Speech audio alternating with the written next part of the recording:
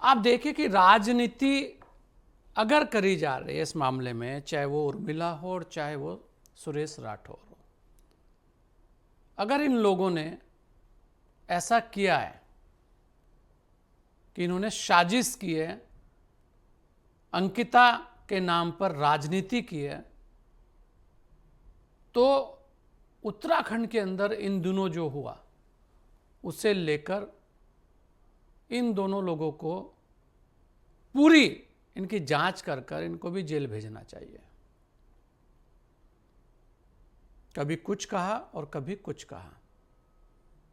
कल उत्तराखंड के मुख्यमंत्री पुष्कर सिंह धामी जी खुद मीडिया के सामने आए थे और उन्होंने दो टूक संदेश दिया कि दोषी जो भी होगा वो बख्शा नहीं जाएगा। उन्होंने ये भी कहा था कि साजिश हो रही है, षड्यंत्र है ये विपक्षी गणों का, विपक्षी जो लोग हैं उनका। विपक्ष में बहुत सारे लोग हैं। यहां एक और महत्वपूर्ण बात है, जो सबसे बड़ी बात है। आज मैं देख रहा था एक बयान आया कि जिसमें एक संत कह रहे हैं कि इसमें मुझे जो बताया गया है बड़ी साजिश हुई है, इसमें सुरेश राठौर ने सारी साजिश की है और इसमें उर्मिला और इन्होंने मिलके जो हुआ है वो सब सामने है। बहुत सारे ऐसे ऑडियो वीडियो हैं जो बहुत कुछ कहते हैं, ऐसी बातें हुई हैं। और अभी आप देखेंगे कि दुष्यंत गौतम जी ने भी एक मानहानि का मुकदमा भी किया है, एफआईआर भी दर्ज कराई है और उन्हें हाई कोर्ट से राहत भी मिली है। मतलब बहुत सारी चीज़ें इन बीते दिनों में हुई है और अब कहा जा रहा है कि इसमें साजिश हुई है।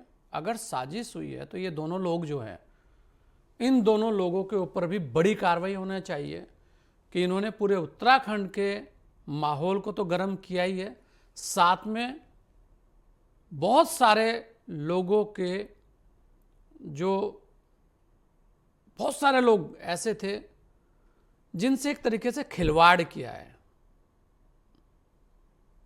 उत्तराखंड में, और खासकर अंकिता भंडारी के नाम को लेकर ये जो खिलवाड़ हुआ है इस पर बहुत सारे सवाल अब हैं कि आखिर ये साजिश है, आखिर ये है क्या और आखिर क्यों ऐसा हुआ, ये बहुत बड़ी चीज है।